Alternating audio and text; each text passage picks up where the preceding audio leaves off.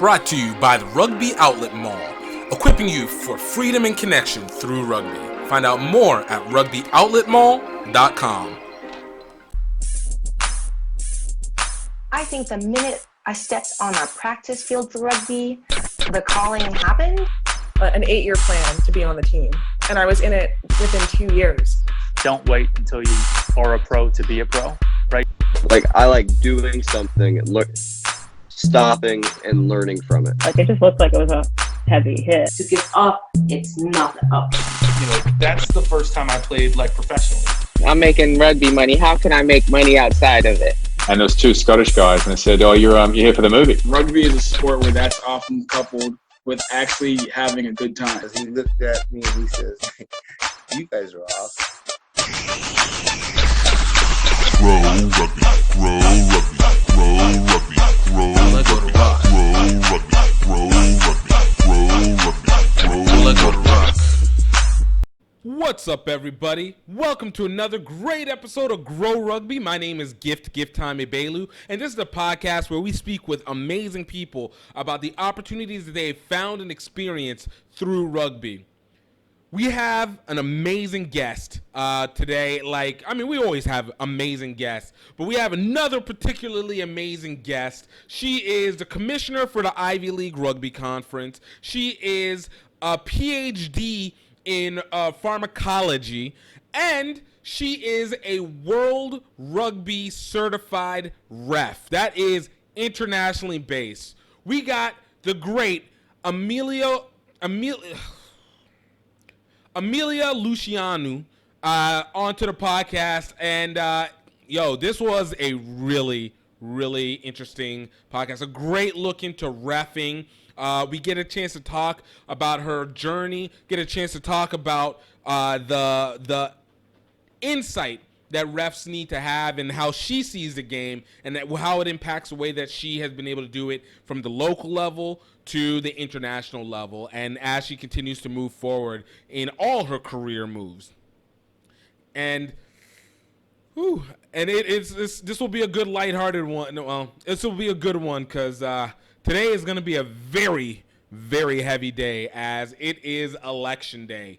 And as you know, it's going to be tough from whatever happens here in the U.S. and whatever happens with this election. Who knows? But I hope that you guys, if you're able to, took the time to be able to vote. Even if you don't believe in it, I think it's really important that you do. At minimum, don't vote in the presidential, even though I really think you should. But hopefully you voted in your congressional or any of your local elections and anything like that, so that you are able to still be part of the process, but more importantly, that you actually advocate some of the control that is given or has been tried to be taken from you. So you guys know where I stood with it. I think I did it in the episode right before during the George Floyd situation, not even before, during it. But it is something that I think is important regardless of whatever your position is. So I hope you guys are able to go, and hopefully you don't have to wait in lines too excessively long. Because, man, this early voting, I was happy that I did it because I did not have to wait very long. Anyways, on top of that, today is the second day of the World Series 10s. Great series that they had on Monday, and Tuesday is going to be legit. Nice to see the second round going through, and this event is definitely probably the realest. It looks like they're really taking it to the next level, professionalizing it, and I can't lie. From what I've been told, shout outs to my guys out there that are playing and being able to participate and being on the ground there.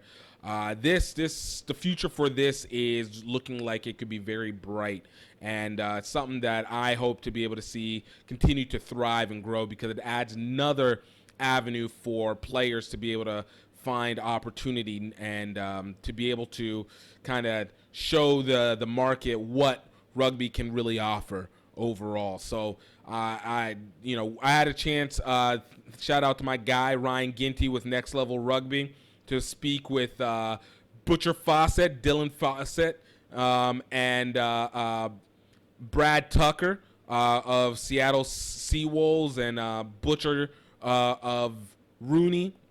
I think right now. Also got to talk with my guys, Connor Wallace Sims and Matt Houston. So if you guys get a chance, check out Next Level Rugby's Next Level Rugby Live. I don't know how often we're doing it, but at least during this 10, we're definitely getting stuff in. So happy to been able to help in the little bits that I can, and just the questions and stuff like that. Of course, Ryan Ginty's fam, so whatever is needed, we always try and get done. And as always, look, man, it's November. It's coming up on the Christmas time. And when I say, guys, get ready, all right, sign in to the Rugby Outlet Mall mailing list. If you guys can go check it out at rugbyoutletmall.com. And obviously, this is one of the main sponsors where you guys can use Greaux Rugby, GREAUX Rugby, for 20% off all GiftTime Rugby and HBCU Rugby Classic gear. We got some stuff coming out. Yo, it's about to come out this week, and it's about to be legit. And I'm telling you, yo, you guys want to get on this, all right? This is where we're looking forward to 2020. But, man, we're looking forward to setting you guys up soon. So check it out. Definitely been seeing people start to add themselves, follow the Rugby Outlet Mall IG page. Thank you. Big thanks on that. Definitely keep holding on there. Also, guys, we have the Grow Rugby podcast IG page. Please follow it if you can. Obviously, we put in our first trailers out there, and soon we're going to be giving the lead-ups to when our who are our guests coming up each week. So I want to keep letting you guys be part of the process. Definitely get set so you guys can ask some questions for leading up for what we have coming through and who we got scheduled in. So, hey, I want you guys to know that you guys are as important to this. And another big winner that we got out of this week, we finally crossed over 1,100 listeners. Thank you guys big time for it. I mean, I know these have been long, but we have had great guests, and we know we've dropped gems. And I 1,000%, in fact, I 1,100% thank you guys for taking the time to listen to this and just be a participant. I appreciate it in the realest way. And continue to try and do it, and we're going to continue to get great guests and really give it insight, because you know what, we still got the Olympics and the Women's Rugby World Cup, and we are going to try and set up to make sure that you guys have the info for that, and get to know these players even more closely so that you can appreciate them whenever they hit the field.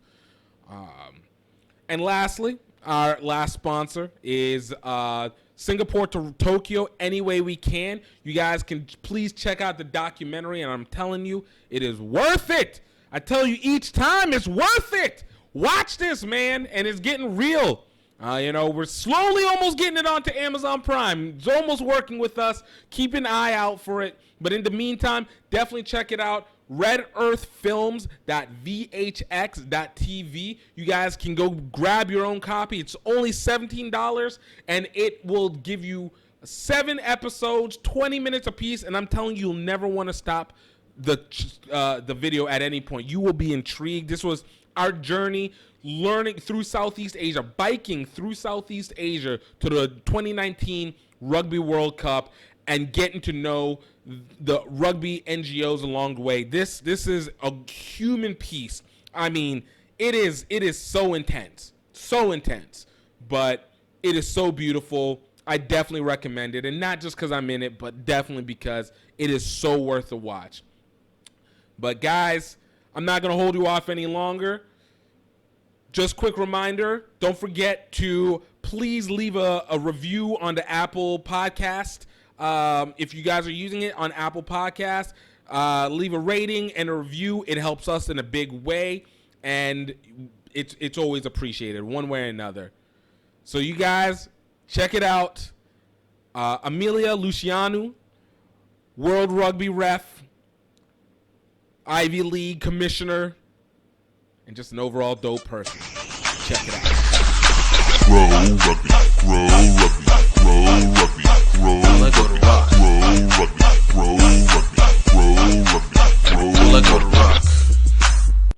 Welcome everybody to another great episode of Greaux Rugby. I got the great ref, Dr. Amelia Luciano, here with us today. World Rugby ref, well known within WPL, USA Rugby, your list goes on. The molecular medicine in pharmacology, like. You got a history on you, and I want to say thank you for coming on to the show today. Thanks for having me, and thanks for the introduction. That was quite a bit there. Well, look, whenever you have put that work in, it is deserved to get everything as close as possible. It's interesting. The first time I heard about your name was actually just randomly in WPL stuff because I was still signed up with referees with Mid-South, but you still get updates on stuff with referee signings and such like that. And then I think actually even just recently is then I saw your name pop up again. And you know when it's that situation where like a name constantly keeps popping up in random times, just like, all right, maybe there's something there. And you just go with that. It came in even more. And then, of course, then I heard about your story, your resume, and it just adds another level onto it. And so it was like, okay, we need, when you talk about opportunity, this is you. I just want to ask this first question. So, do you enjoy being the elite of the elite in achievement, or is it just like, it's just easy work from there?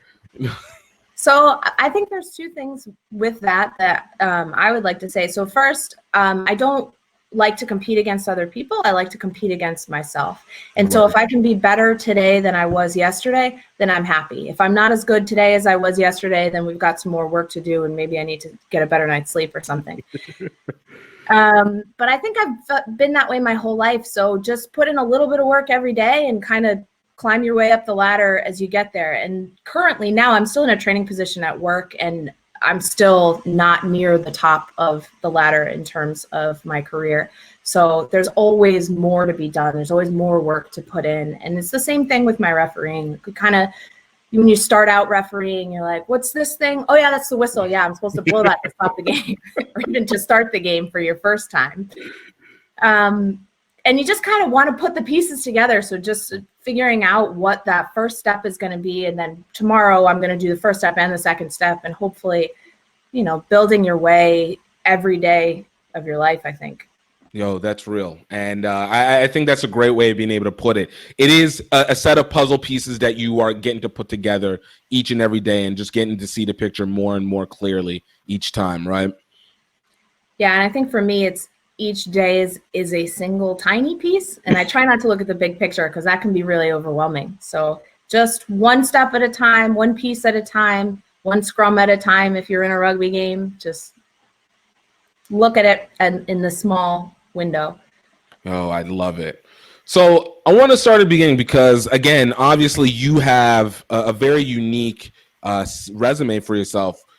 But how'd you get started in rugby itself? Because it seems a lot of people I've always known come in college, but you were already coaching by the time you started your undergrad. So how'd you get started with rugby?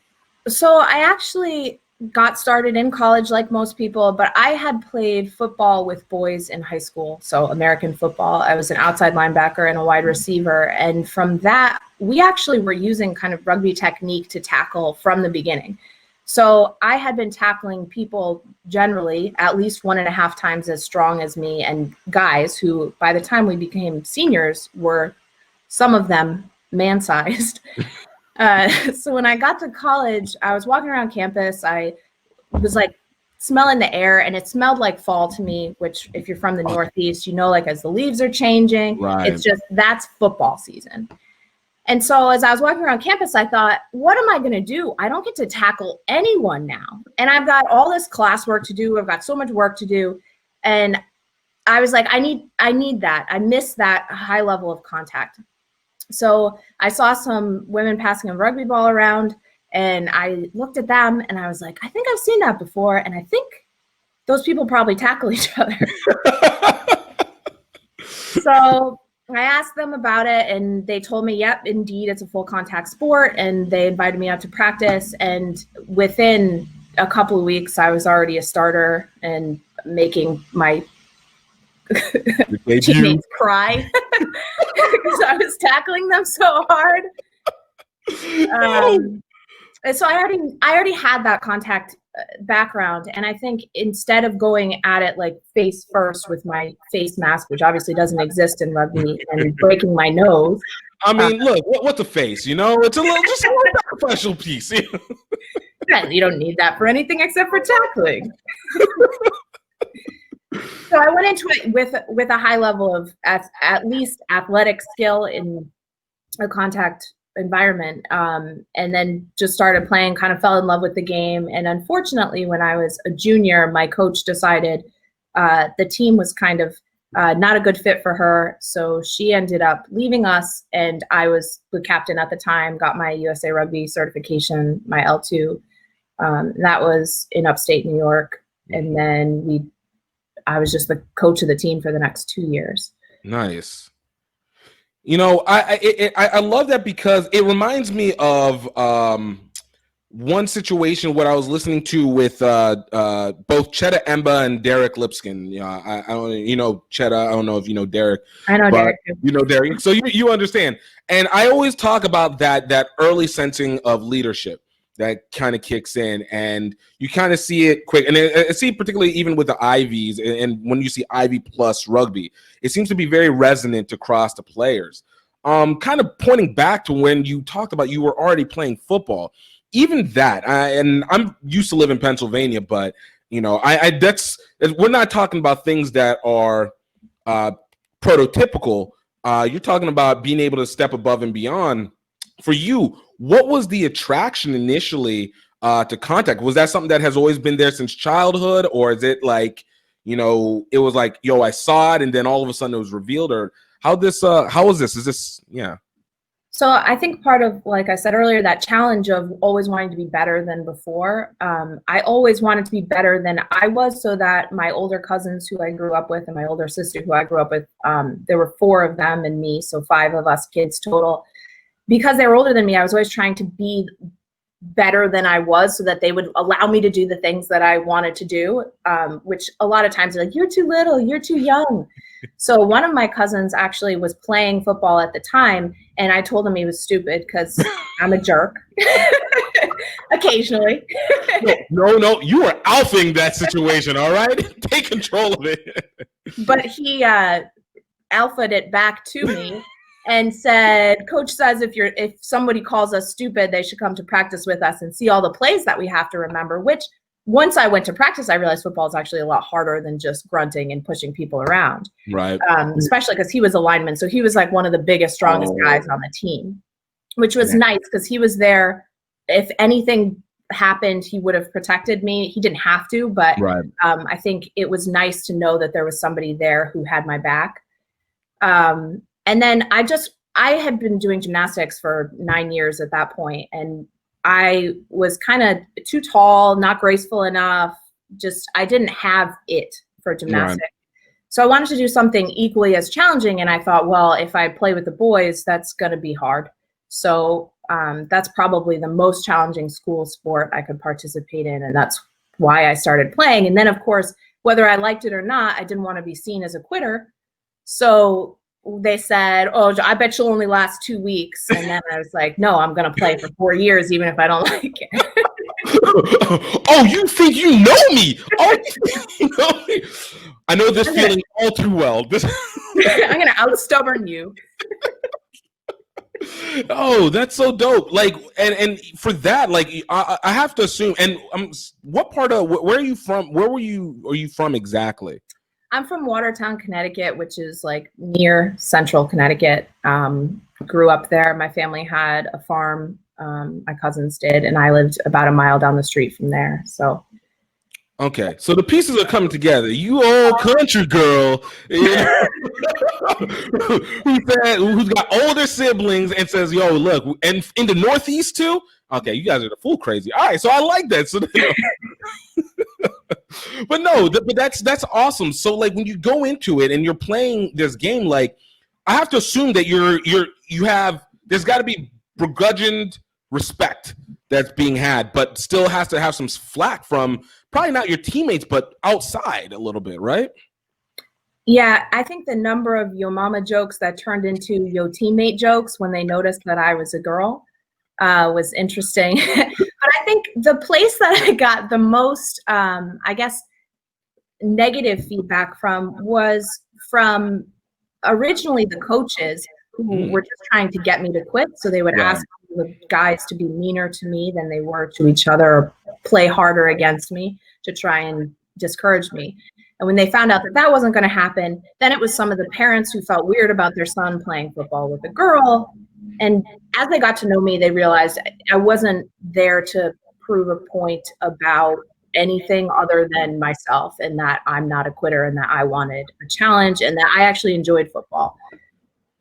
No, I think that's always the one that we always have to take, because it does kind of put you into this spotlight where it is, yo, do you have to make a stand for all women, or are you making a stand for yourself? And so you're in this kind of conundrum of, all right, I'm trying to just do something to be bigger, to just, like you said, better yourself and take on new challenges, and you genuinely enjoy it. But whenever people sneak these undercurring, I guess, maybe not sneak, but place this weight on you of having to hold it for the entire group, and it's like, that's a benefit, cool, but that's not the intent. It has to be so much in terms of trying to show them correctly what's up, I guess. Yeah, and I think a lot of people face that challenge. If you are the first of whatever category you happen to fall in, and you're unique in, or a minority even, you're representing your group, whether that's your intention or not. So you just want to make sure that the way that you represent yourself is the way that you would want your group to be represented.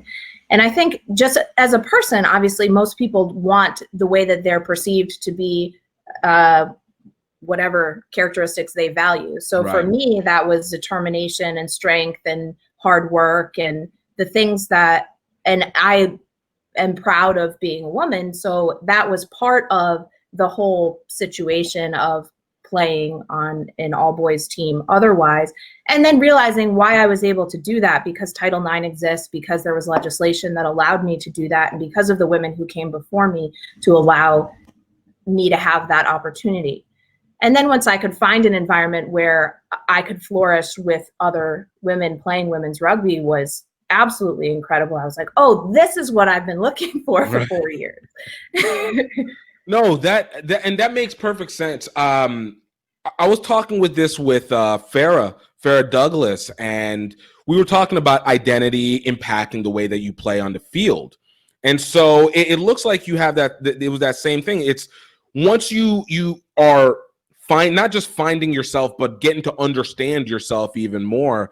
And the more that you have an environment that's able to nurture that, you get to see even the increase in your play go, just because of the fact that now there's a better knowledge of you, and there's a better knowledge of where you fit within this realm, as opposed to kind of fighting against what's supposed to be coming on, correct? Yeah, exactly. I've never thought about that as a player, but I have thought about it lately with my refereeing, and that the more comfortable you seem to be with yourself, the better response you get from the people who you're trying to interact with. So from a refereeing perspective, when I started to become very comfortable with who I was kind of toward the end of my PhD, when I wasn't struggling through grad school anymore, it became very apparent that I could interact with the players in a deeper way to get rapport with them that I wasn't able to achieve earlier in my career. And that's because I felt comfortable, and because I was okay with who I was and how I interacted with them. It seemed like they could trust me more because they were getting a more authentic version of me and not a robot referee. Right. Because we always know, like, people always try and make the claim, whenever you're dealing with a ref, and I know you get this, directly, is refs don't know. Like, even if you were the player, it's like, you don't know. That's part of the argument. Like, you're not seeing this. You're not having that. But it comes back to that communication. And I think it's interesting in that as we get more, I guess, developed in this new era of rugby, and it's becoming a lot more open and becomes a lot more broadcast worldwide, and even importantly here in the States. I think that level of honesty has to be there so that it, one, prevents a lot more fight back from the players to some extent, and at the same time it does let it be known that you have credibility in your decisions, and it's not just coming from a whim or from pettiness or anything like that. Right. So I think that honesty and having the integrity to admit when you've made a mistake, because sometimes you're not going to see everything. There's 30 players on the field at once if you're doing 15s, or 14 if you're doing 7s, and that's a lot to be watching at one time. The players know you're not going to see everything. That's why they cheat when you turn your head. Of course. I mean, so I've heard, you know, I've but that's because they're smart and they're doing what they need to do to be successful. And whether that, I mean, as long as it's safe, sometimes unfair things are going to happen, and I'm not going to see all of that. And I think being honest with the players and having them say, hey, what about that offside, or what about that knock on or something? If I'm unsighted and I didn't observe it, I can't call a penalty for it. So just saying, hey, I didn't see it, sometimes allows the players a little bit of like, oh, okay, well, it's okay that you missed it this time, but don't miss it again. Right. And I think it gives them, it allows you to hear them and them to feel like they've been heard, which is really important, because if they don't feel heard, that's when a game becomes out of control. Right.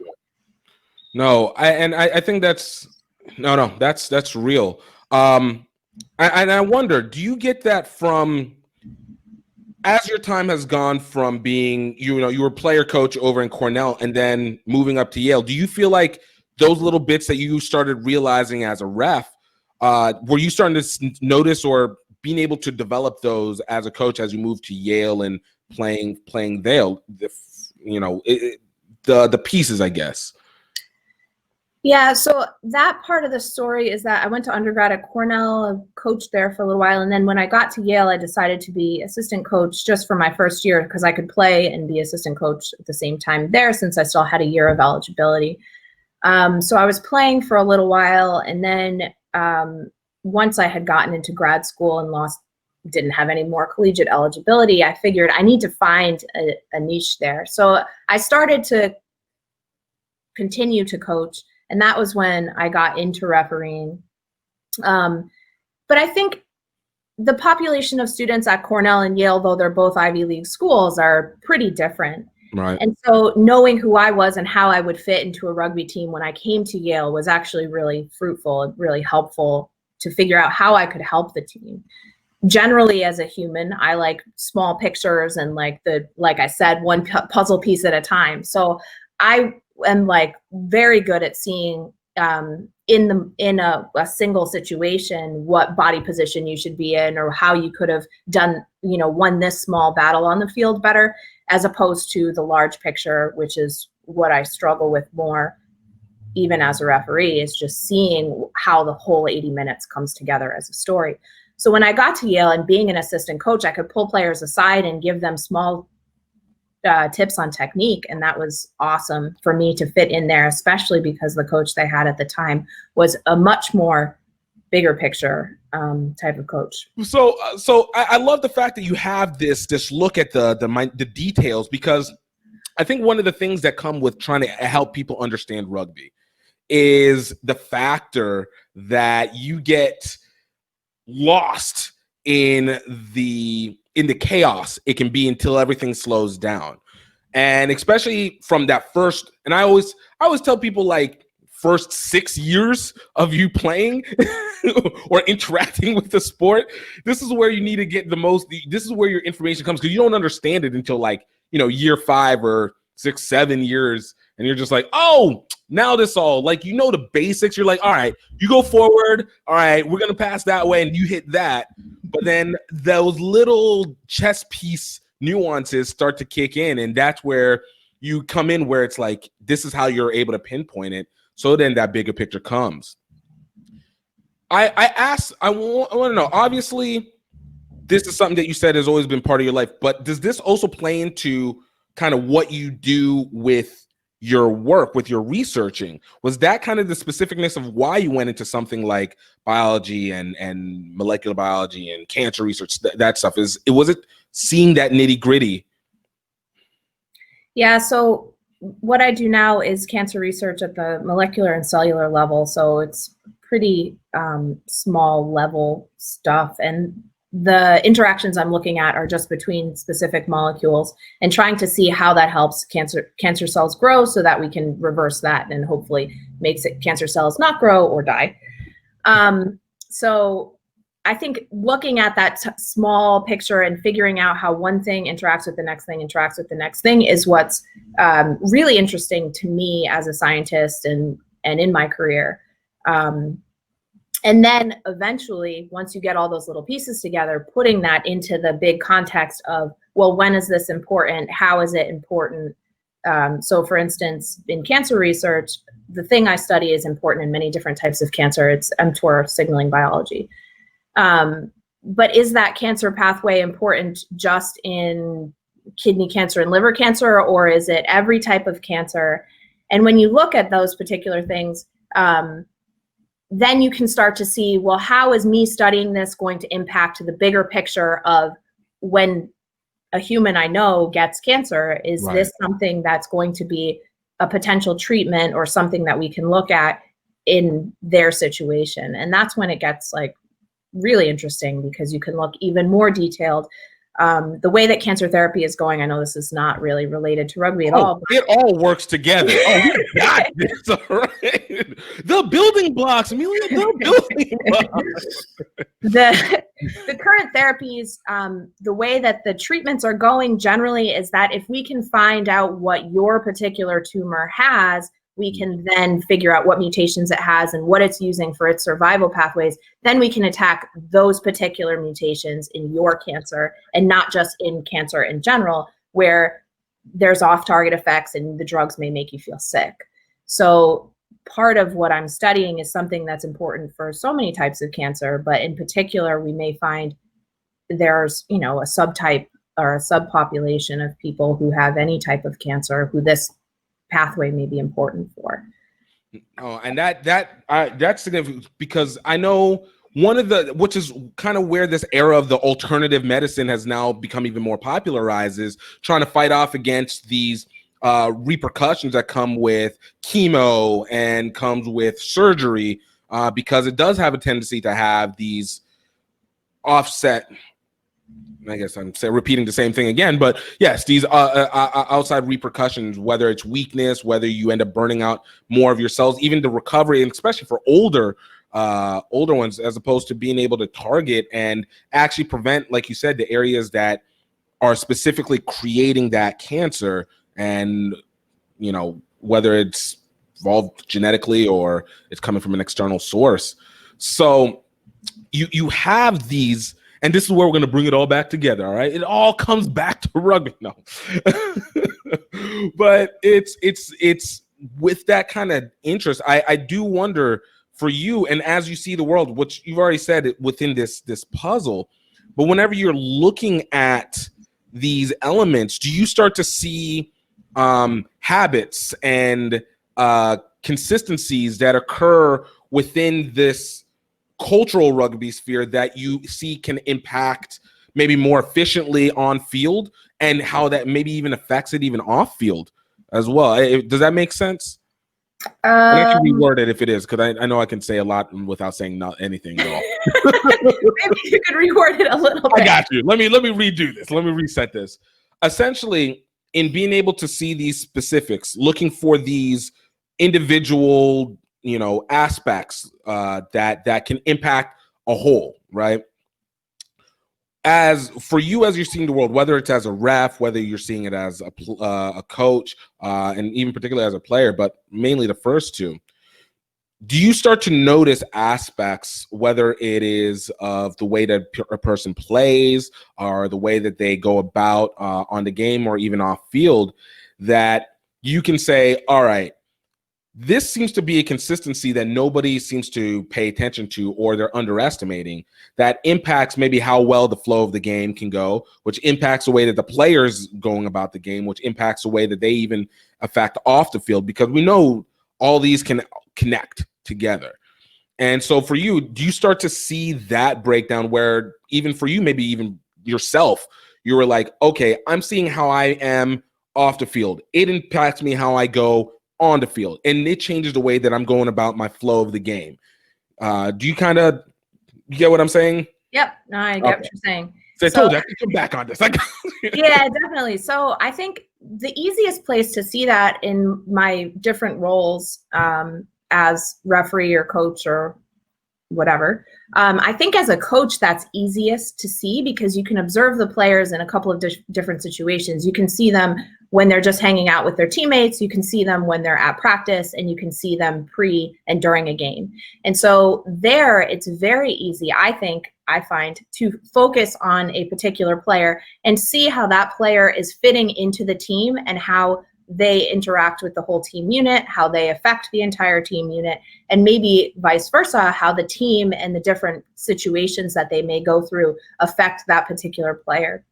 So like an example of that would be a player that needs to have like their huge headphones on before the game. It needs to be like in the zone.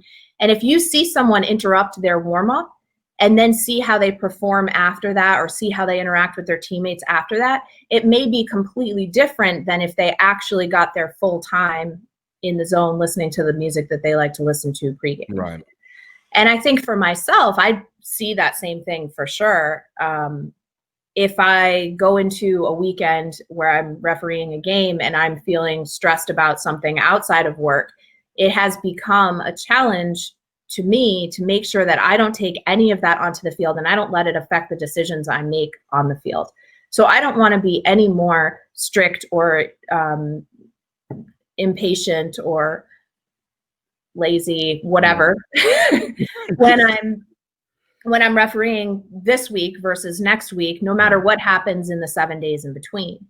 So there is a large challenge, a mental challenge in refereeing to make sure that you are giving the players the best game that you can give them every time you go out there, and no matter what the situation is outside in the world and whatever happens in real life. No, I love that. And you know, it does. It's this huge connection that I love to always see, and I mean, I guess you can say it in other games, but I feel like it's very poignant within this sport.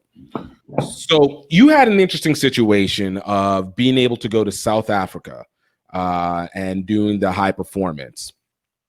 What was the lead up going to that for you?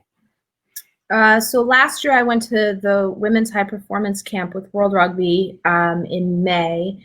And the lead up for me was, first of all, finding out that this camp was going to exist, because this was the first ever women's development camp. It was a pretty exciting event.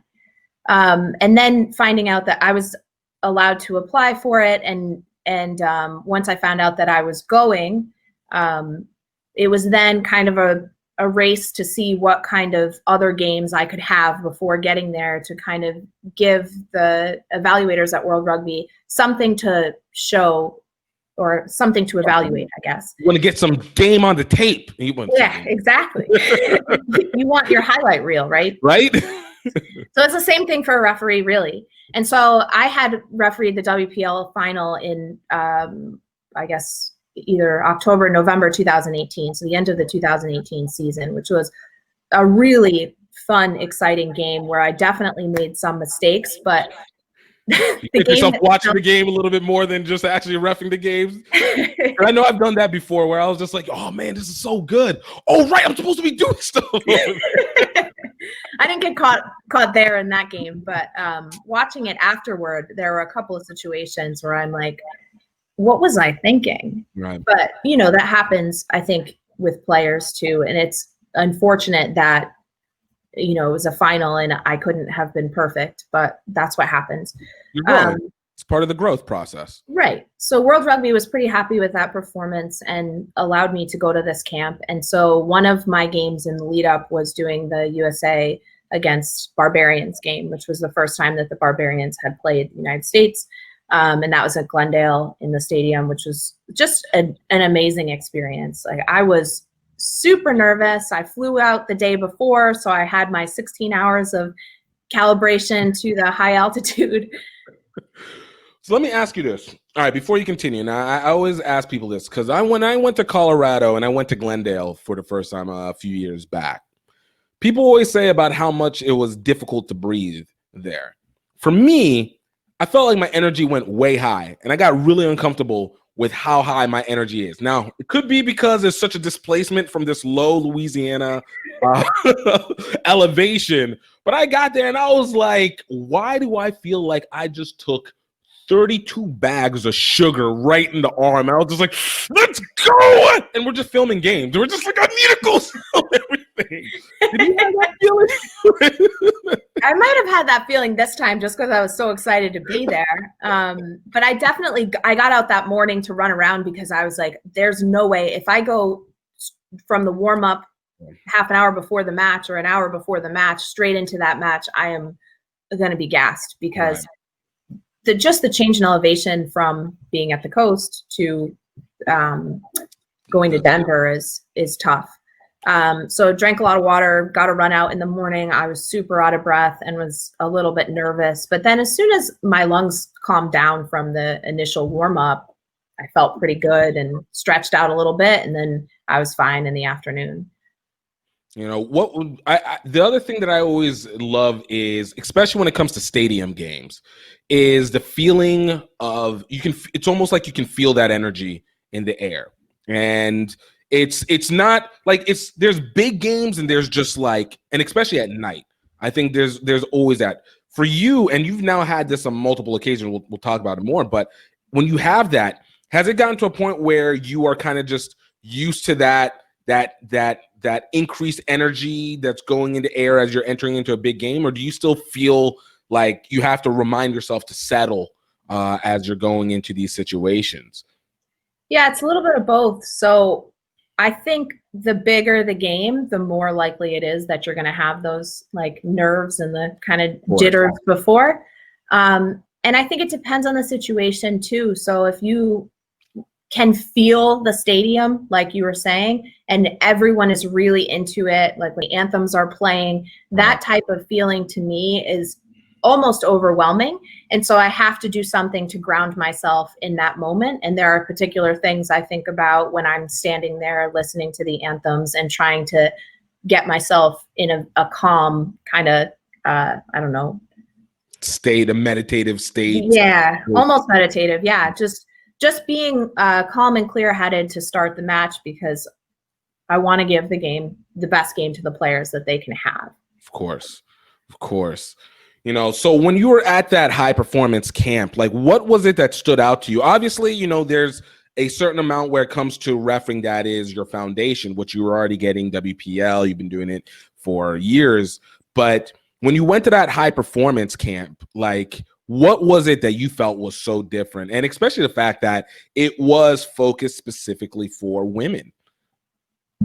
So the most impressive thing to me was how the women from different countries and different cultures and backgrounds, we were all there as high performance referees. We're all capable, we're all qualified, fit, and young for the most part, and have done some high level matches. But everyone's off-field personality is so different, and especially based on culture. Like some of the female referees were kind of, it seemed like they wouldn't speak unless spoken to. So they weren't confident enough, or it just wasn't in their cultural characteristic. Yeah, exactly. To raise their hand and ask a question if they were confused. But if a question was asked to them, then the conversation would continue normally. And I had heard that people feel that way sometimes, but the way that I was raised and my personality doesn't fit that box. So I think that made me stand out in the group, was that I am a traditional American in that aspect. Gosh, you're so loud and aggressive. These Americans, though. But I come across as much more aggressive than most of the other cultures in general, just because of my personality. And and the way that I am. But that was one thing that was impressive. And then we also did a lot of like quizzes on film review. And so we'd see a clip of something and say, is this, for instance, if it's foul play, should this be a yellow card, a red card, a penalty, or a nothing? Right. And some of that was interesting because my calibration coming from rugby in the US was slightly different than some of what they would do around the world and what the World Rugby trainers were suggesting. So it's been interesting to try and fit myself into a box that correlates with what what World Rugby is expecting, as opposed to what USA Rugby is expecting.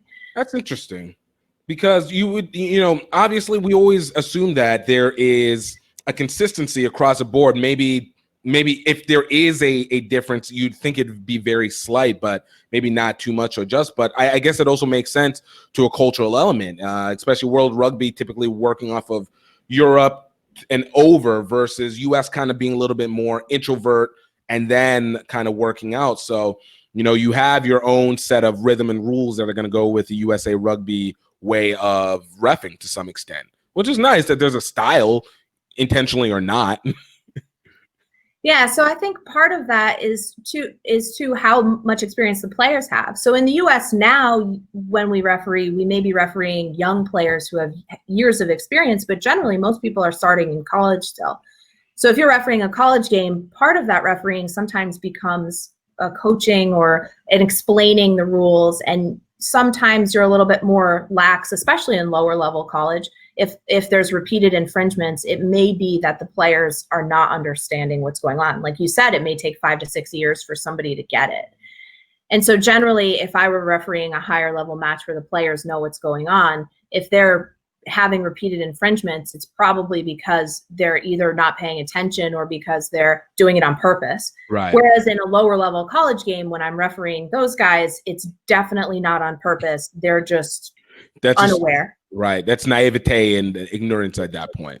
So I think the smarter the players are, the more that you can anticipate what's going to happen. And then the more you can anticipate the way that you're going to interact with them and just referee the game like it's rugby and like it's meant to be. Yeah. So I guess let me think, like, does that mean that to some extent working at that World Rugby level, knowing that you have so much of a high level of play, that it can make you maybe, I don't want to use the word lax, but make you less reactive to those improprieties that occur at the USA Rugby level for college and even high school, or even club level? Do you feel like it makes you a little bit lax or maybe even a little bit impatient trying to handle that after dealing with this upper level variation of reffing? Yeah, so with rugby in the US, like 1 week I'll be doing high school, whatever, rookies, and then the next week I may be doing men's D1. Right. So between that, the levels changing, sometimes it is difficult, one, to make sure I'm giving the players the best game. If I blow penalties against the high school players like I would against the Division I players, it's not going to be a good game. And so mentally, you have to kind of switch the gears and try and determine, again, like you said, with the players thinking that referees don't have any empathy. If I were a 16-year-old trying to learn the game and wanting to get to run with the ball and actually play, what would I want to be called? And obviously you have to call things that are not safe, anything that's dangerous, anything that is like really egregious. But then on top of that, maybe only the biggest penalties are what I'm going to call in that game. And I might have a small conversation with the player and say, hey, you're offside there, but you didn't make the tackle, and so it's okay, but try not to do that again. Right. And then hopefully the players will get it, and if you have them again later in the season, you'll see that improvement. And then whatever kind of frustration that might exist in that first game hopefully will play itself out. And that's the super rewarding thing about being a referee in a local area, is seeing players from when they're in high school through college, through like men's club. Right. And now I've been refereeing for 9 years. So there are a number of players from different high schools who I've seen go through the entire system. And it's super cool to just see them afterward. I'm like, hey, I think I know you. Yeah, you refereed my my high school state final or whatever, which is it's really cool. Now, be honest. It's a little weird in like put you into that category of people when you were younger that said, I remember when you were this tall. We become them. You have become them. You know? Yeah, it definitely makes me feel old when I'm like, oh God, like your mom used to have to sign your liability waiver and now you're like, whatever, married. You're doing it yourself. Why are you so grown? Stop. Exactly. No, that's wild. But that's really awesome to be able to know. And it gives you a chance to be able to see these personality rhythms that come, because I'm sure that you start to see a repeat after a little bit. Like, it's just like, okay, I know that guy. I've seen that girl. I know what to expect from them in their way of playing. You might not have ever met them, but you just understand what you start to see as a ref, so it becomes less surprising. Yeah, with the WPL, you see that a lot too, because there's only 8 or 10 teams, and you're refereeing a lot of times if they're trying to conserve money on the refs. Right. You're going to referee either the East or the West Coast. And then you end up seeing so many of the teams so many times, and you get to finals and it's like, oh, I've seen this player do this. Oh, this player is really good at this. Oh, better watch out for her. She's going to step that other person and it's going to be over. Which actually becomes cool, because even though I'm not rooting for anyone, because I'm unbiased, you have to be impartial. Right. Yeah, but you get to know the players and it's still fun. Like, you can have an interaction with them. And we as a team, like, with the WPL, we had a team of referees who were always the same refs doing the WPL matches. So last year when we went to WPL finals, we all got to be together. And instead of just interacting on Zoom calls, now we were in person. And we got to work as a team of 3. So 2 assistant referees running touch, and then this referee in the center, and work that way for the entire weekend. So now the players were seeing all the referees who they've seen all season and got to know each of us. Right. And then we get to see all the players that we've seen all season. So it was a really cool event where it became much more of a community where everyone was involved. Players, coaches, referees, cameramen, whoever. Everybody had been part of this for the whole 10-week season. Oh, do you find that that's far more interesting to you? Do you find that experience to be more fulfilling, or do you like the changing environment based off of, the levels that you're going to be playing? Because in both, obviously, you can find pleasure in it, but one forces you to kind of always have to be aware of what you're doing. The other one gives you a chance to just focus on your work and just being able to stay, I guess, the path. For you, which one, I guess, like I said, feels more fulfilling in that way? I think it's nice to have a beginning, middle, and end of a season. And with WPL or with D1A or a single competition where you have a group of referees together, I think that's really neat. And getting that cohesive unit that gets to work together is something that's pretty unique. Right. But besides that, I think it is nice to have those games on the outside too. If there's a game that doesn't have as much clout, maybe it's a friendly match, maybe it's a preseason or an exhibition or something, then I can work on stuff with my refereeing or how I interact with the players and try something slightly new and different and see if that works for me, where I don't really want to have that kind of guessing or trial and error situation at a WPL match where it's a league match and it matters for standings or whatever for their season. So if I have some of those games, like in the middle of the season last year, I had a D1A local kind of more friendly match. It didn't really matter. And that to me was really neat because I could go and try some different, I guess, techniques for how I was thinking about the game. And if I made a mistake, it wasn't going to affect anyone's season. Right. And then, of course, I go and make a mistake. And then it affected the whole season. And then have to send an apology to say, hey, I was wrong about this. But that aside, it's I think both are important and there's value in both. But it is obviously it's like being in a developmental season, like in the spring, or I'm not sure what it's like in Louisiana, but at least up here, like we have our fall season as our competitive season, and then the spring is kind of more developmental games. So it's kind of having both of those as a referee, where in the fall when we're focused, or whenever WPL season is, maybe we'll have some in the spring. Yeah. Fingers crossed. Wait, if that happens, hold on, I'm gonna let you finish your point because I wanted to ask you about this MLR and then this Australia Japan thing. But I can finish your point that you were gonna go. So if we have the ability to do a full season where we can work on a specific 3 things that we want to improve as a referee, then you can actually see kind of how your work-ons are getting into a progression of you becoming better, and that's always a good feeling. Yeah. And I think it's good for everyone to see that, how the team is improving as a whole. So if the match officials are improving, that's only going to improve the game. And that's so important for rugby in the US because we have so many incredibly athletic players who just need referees who can keep up with the game. And even in being able to just make sure that they also are getting within closer and closer nuance, which I guess also helps with the refereeing as well too. You know, and I was gonna say we do our stuff in the spring because we're not. It's just not worth it to compete against football. It's just not worth it to compete against football here. You got a spring competition. That makes sense. But you know, it does kind of come back to the point. If you guys have, you know, earlier this season, you had just been appointed as an MLR referee, and as obviously kind of got dashed a little bit because of some crazy virus or something just happening. I don't know. I hear rumors.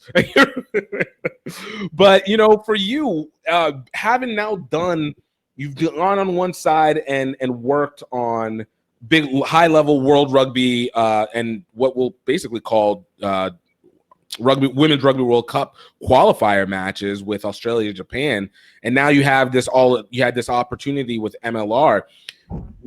What are you now seeing in terms of your growth progress? Because it feels like you are being able to enter into these fields a little bit more, and you're finding yourself rising in these ranks, to use a colloquialism. How does it feel to start to be able to now find yourself traversing this lane a little bit heavier? Well, it's been a while coming. Obviously, I've been refereeing for 9 years. So you just kind of have to take the opportunities as they come and think if they're going to assign you to a match that they think that you're ready for it, and you need to try and believe that too.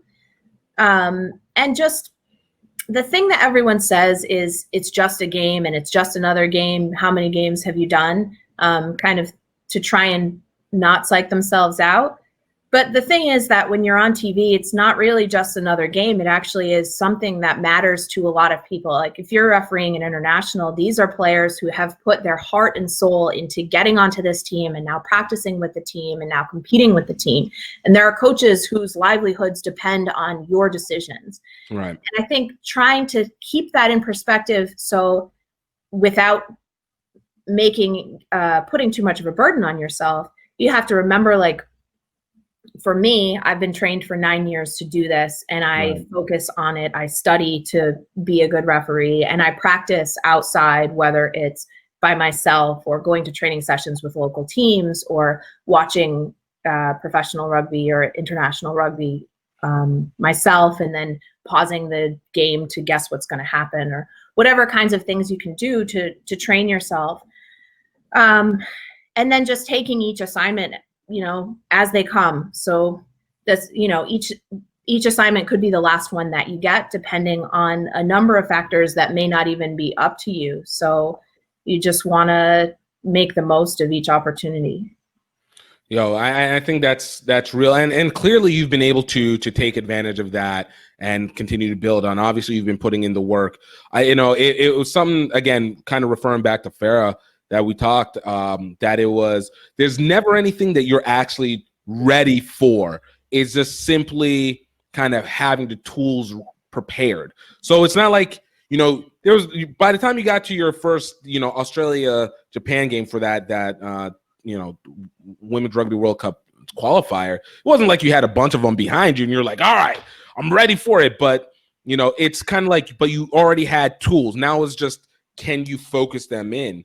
And for you, do you find like your preparation process has become even more nuanced now as you get to these higher and higher levels because of the attributes that you talked about, how much meaningfulness these games have, how much significance it has even on your continuance in this career?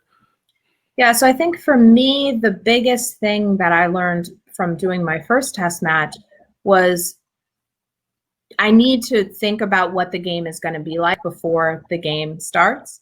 So as I was standing in the stadium that was packed to the brim in Newcastle, Australia, basically they had canceled all the rugby on the weekend. So there was no local rugby, so everyone would come to the women's test match because they wanted to make it just such a big event.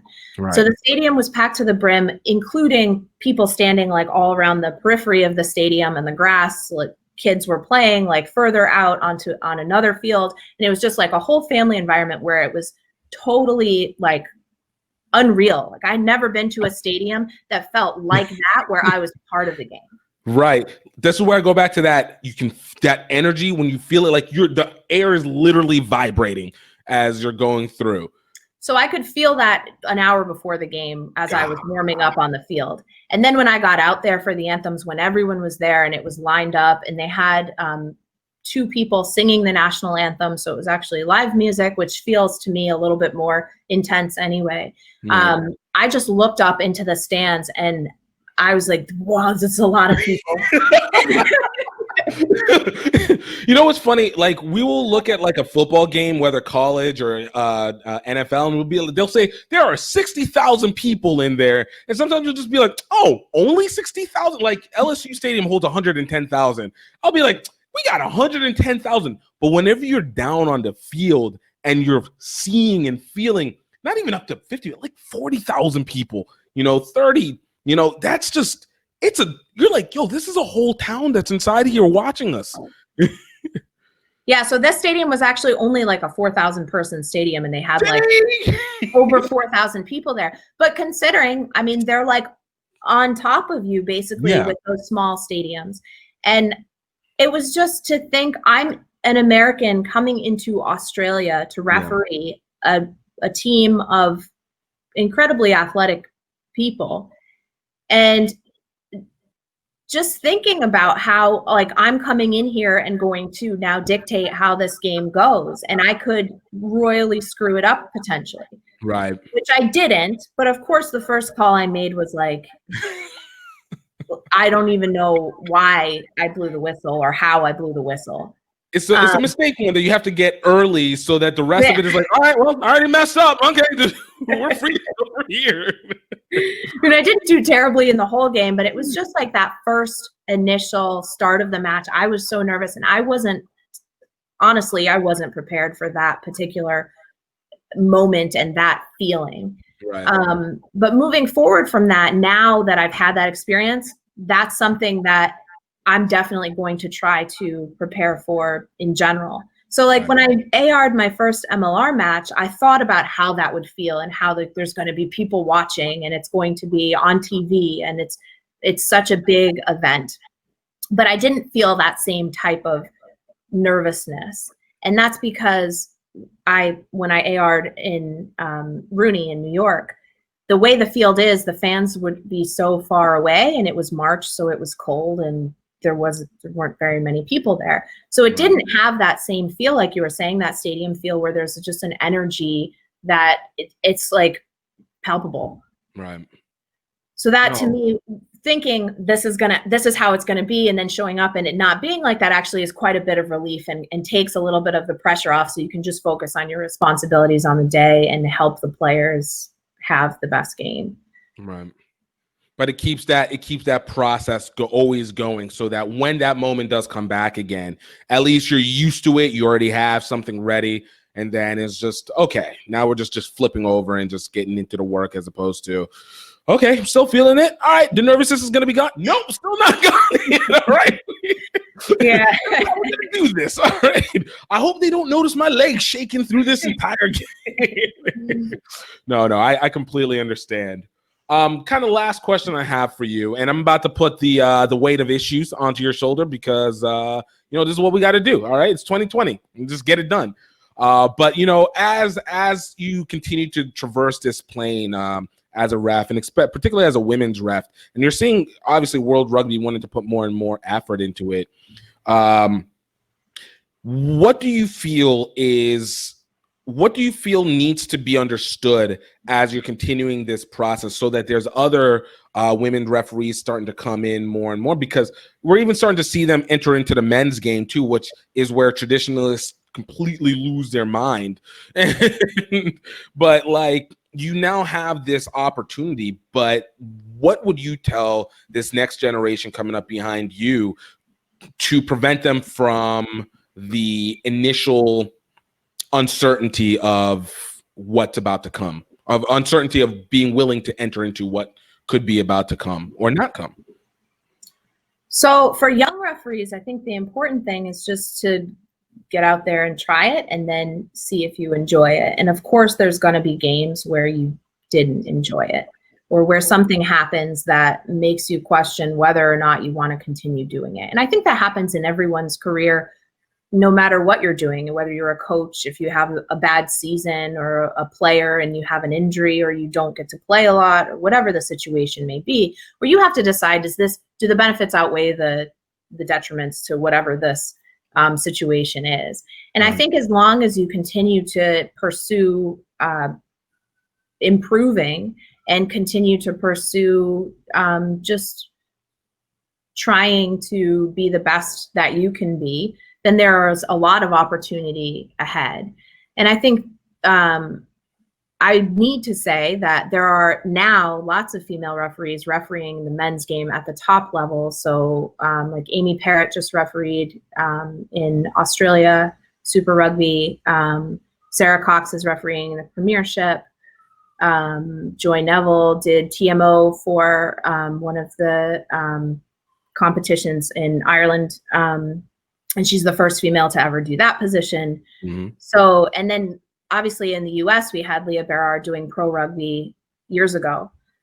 So there are plenty of female referees who are more than competent and more than able to be in this position. So I think for the players, for future referees, I think we just have to trust that if you put the work in, you're going to get a good referee, and that referee is going to have the tools, as you said earlier, to do the job that they need to do, and hopefully that they can perform on that day, just like a player would need to perform on the day too.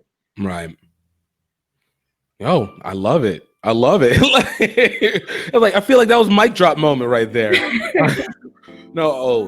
Amelia, thank you so much. Like I said, I really love this. This was exactly what I was hoping to get, and then some. So I really appreciate it. And look, is there a way for people to, if they have questions to ask or get more information, even if it's from an academic level? Sure. So you can Google me if you'd like, Amelia Luciano. I'm pretty much the only one that comes up. Or if you want, you can find me on Twitter, also Amelia_Luciano. And yeah, you could contact me there. Oh, I love it. I love it. Thank you so much. Thanks for having me. It was fun. Yo, that was in depth. Like, I have a whole new appreciation for reffing after this is done. That was great. Amelia, thank you so much for coming through. Really appreciate it. And guys, definitely we got other podcasts. Just because this is season 2 does not mean you shouldn't go back and check it out. We got some great people on: Blaine Scully, Phil Thiel. We got Charity Williams. We got Kimani Davis. We've got Jackie Finland. We've got Nicholas Walcott. We got Dave Rhymes. We got the HBCU guys from Prairie View A&M. Like, we got Kyle and Tiana Grammy. Like, we got some great guests. You definitely want to check it out. And always appreciate everything that you guys are doing. Please, again, don't forget to subscribe to don't forget to like the IG page, Grow Rugby Podcast, on Instagram. You can catch the videos of this on our YouTube page, GiftTime Rugby Network. youtube.com/GiftTime Rugby Network. And lastly, but not leastly, I hope you guys are happy. I hope you guys are healthy. And I hope you know that you are highly favored. I will see you and talk to you next time. Cheers.